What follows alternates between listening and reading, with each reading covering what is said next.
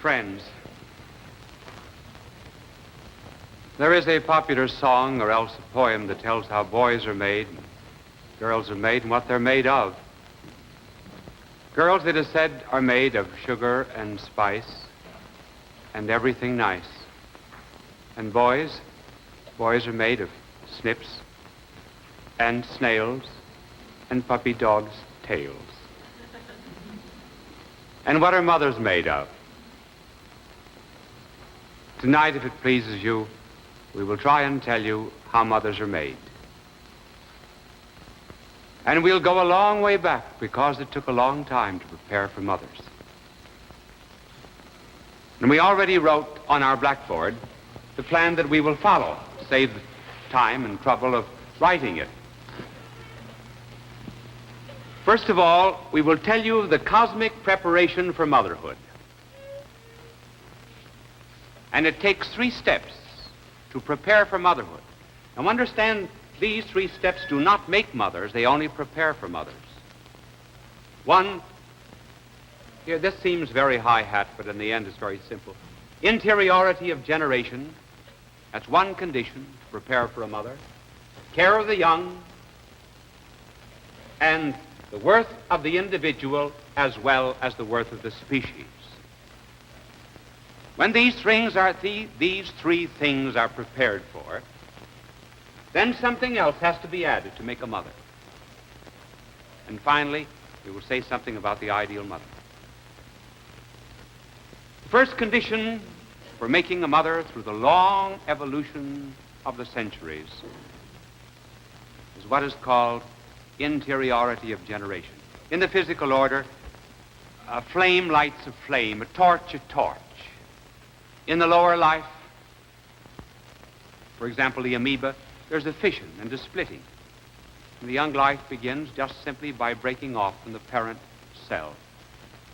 And then when you get a little bit higher, there seems to be a closer relationship between the parent and the child, but there never could be a mother in this world unless we finally came to a point where there was an intimate, close, and vital relationship between the body of the mother and the body of the young.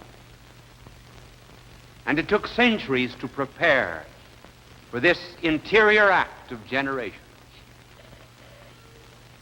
The poor crabs, for example, that we know of, some of them go down to the sea and lay their eggs. They could never be mothers in the modern, true sense of the word.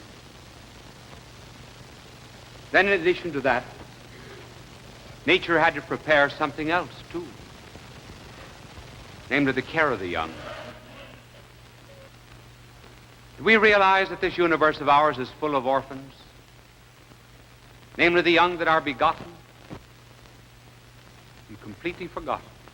For example, the trees bear fruit, and the fruit lives an independent existence from the tree.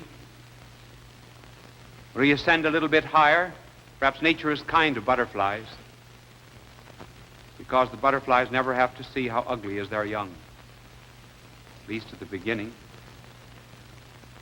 And then there's the care of the young manifested a little bit higher in the hen.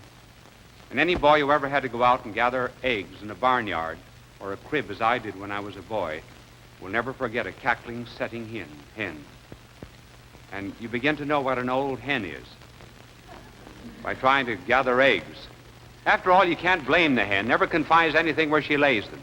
But there is such a very fine devotion for the young in the hen that our blessed Lord himself used that as the supreme example of patriotism and love. He said, as the hen gathers her chickens under her wings, so he would gather us. How often would I have gathered you? And finally, the worth of the individual as well as the species. In the lower orders of evolution, there does not seem to be much care for individuals. They perish by the thousands. What matters is the species.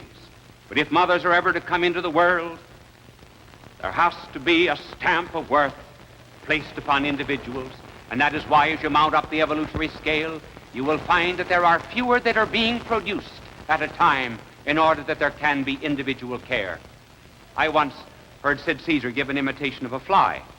And he was buzzing around. He went down to the sink, found it clean, and so he went down to the sink in the restaurant where it was dirty. And he bumped into another fly named Helen. And he said, "Hello, Helen, haven't seen you in about 4 weeks. How are you?" "Oh, fine. How are the children?" "Fine." "How many do you have now?" 4.5 million.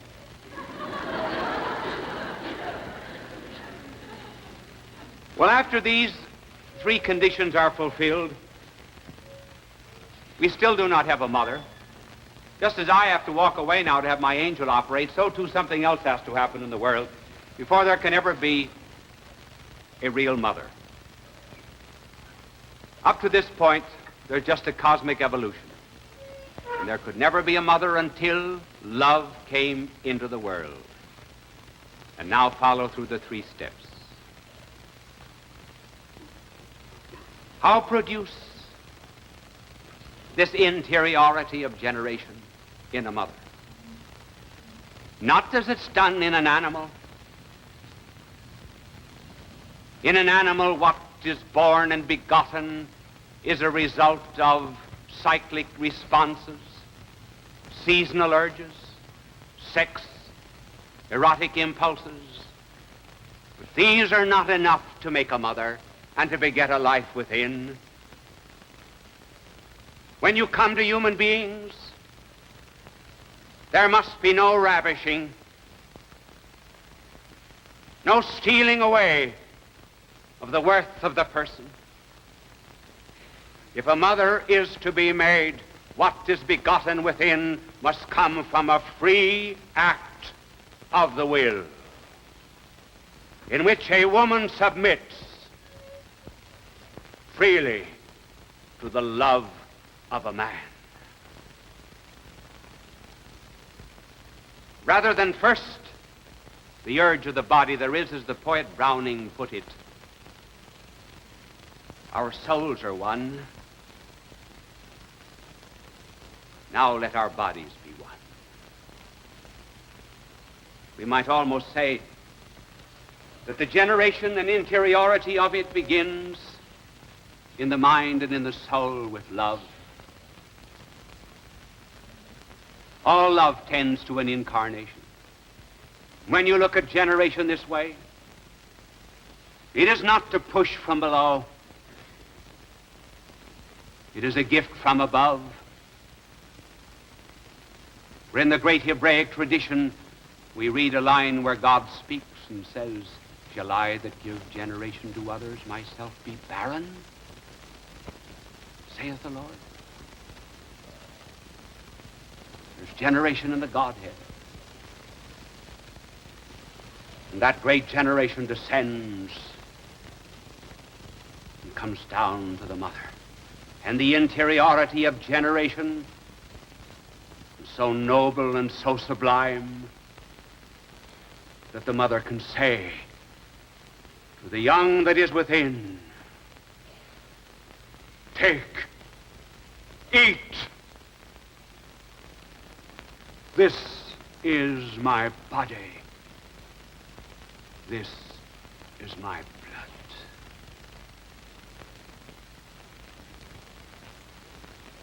Something else was needed to make a mother, besides the interiority of generation,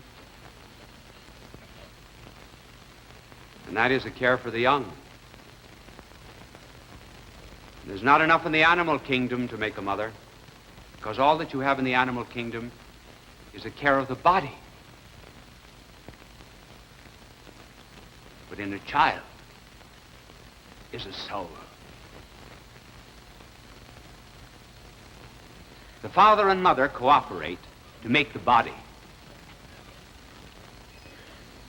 but God cooperates with them to make the soul.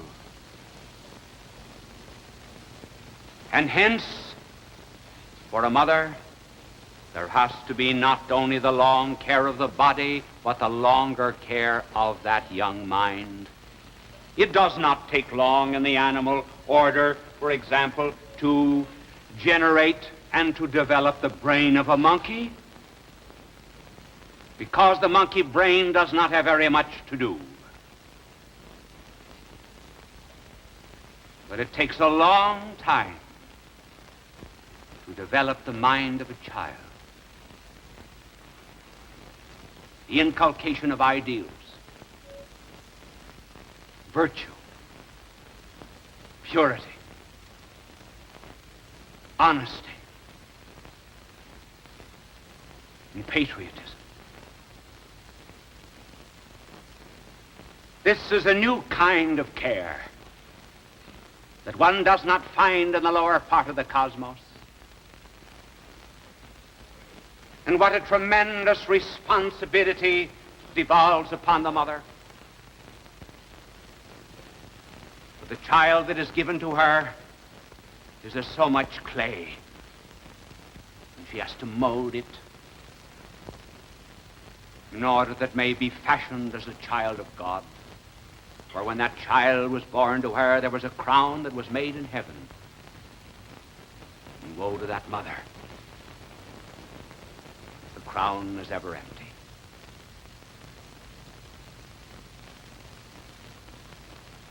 But there's something else that is needed to make a mother. And that third factor is the worth not of an individual, but the worth of a person. In the animal order, you have individuals. In the human order, you have persons. The difference between an individual and a person is this, that individuals are replaceable. Persons are not. For example, you go to buy oranges at a store, and you say, no, this one is bad, give me another. But you cannot say that about children. Child is a person, unique, incommunicable, irreplaceable. That is why there's sorrow, such sorrow in a mother when one is lost. It is a person and immortal soul that is lost. That, incidentally, is why every mother gives to the child a name, dignity, uniqueness, and apartness. There is no greater refutation in the world of communism than a mother. Because communism says there are no persons. We're just individuals. We're like individual grapes. And as grapes have the life ground out of them for the sake of the wine of the communal state, so too they would destroy persons. But every mother in the world arises to proclaim, this child of mine is not an individual and may not be submerged in any collectivity of a state or a race or a class. This child is unique. He has a name. He is my son. That's how mothers are made. Love that begets the life within. The care of the young. And the soul of the young. And the worth of the person that is born. Now there ought to be some great ideal mother, too, upon which all other mothers have been patterned. For a mother is too noble to be without an ideal.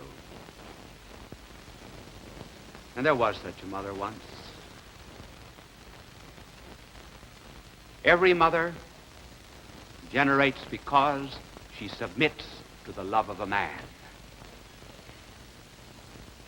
There was a mother once who conceived because she submitted to the love of God. And one day out from the great white throne of light, there came an angel of light, descended down over the plains of Esdrael and passing by the daughters of the great kings of the east, and came to a woman kneeling in prayer and said, "Hail, full of grace." These were not words. They were the Word. And the Word was made flesh. And she, the mother, came like a living ciborium, bearing within herself the guest who was really the host of the world.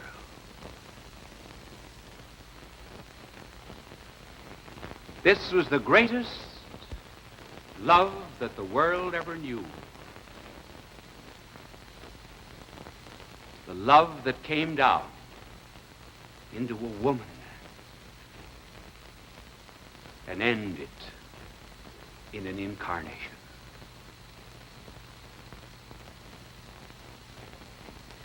And mothers, too, in their care of the young, have an ideal, too. Animals care for the bodies of the young. Mothers care for the bodies and the souls of the young, and the souls of the young come from God. And there was once a mother who cared for God himself. She cared first of all for his body. And she wrapped him in swaddling bands. She cared for his soul, his mind, for he was subject to her. What a lesson for children to realize that here was a child that was subject to the mother, but the child was the creator. There's not a mother in all the world who, when she picks up the life that has been born of her, that does not look up to the heavens to thank love itself for prolonging itself and making the world young again. But here was a mother, a Madonna, who did not look up, but who looked down to heaven and found heaven in her arms.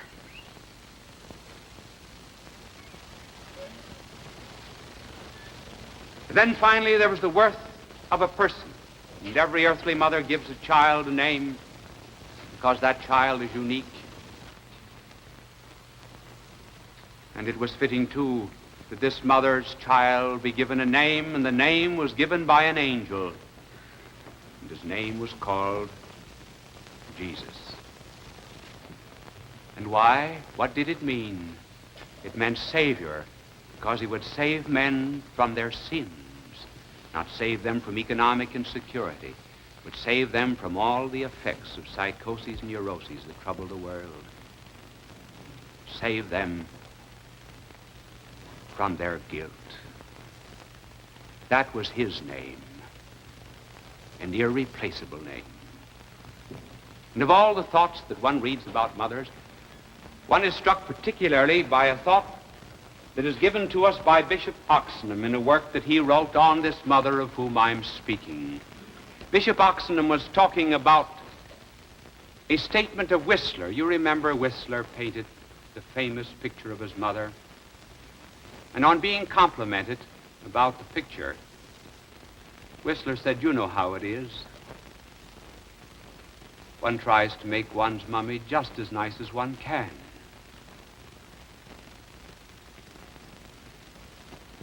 Well, then, since here is a child who made his own mother, we can understand that he made her just as nice as he could. Just as nice as God could make a mother. And then when he became a babe, here, he climbed up her body as an ivory tower to kiss upon her lips a mystic rose. And to that mother we say, in the language of Mary Dixon Thayer, lovely lady dressed in blue,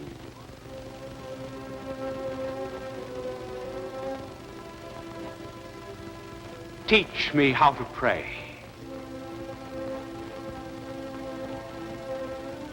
God was just your little boy. Tell me what to say.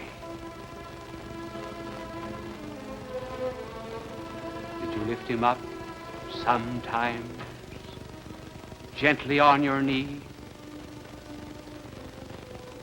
Did you sing to him the way Mother does to me? Did you ever try telling him stories of the world? And oh, did he cry? Do you think he cares if I tell him things? Just little things that happen. And do angels' wings make a noise?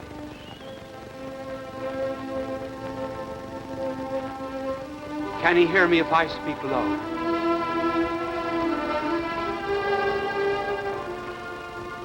Does he understand me now? Tell me. For you know. Lovely lady dressed in blue. Teach me how to pray. God was just your little boy, and you know the way.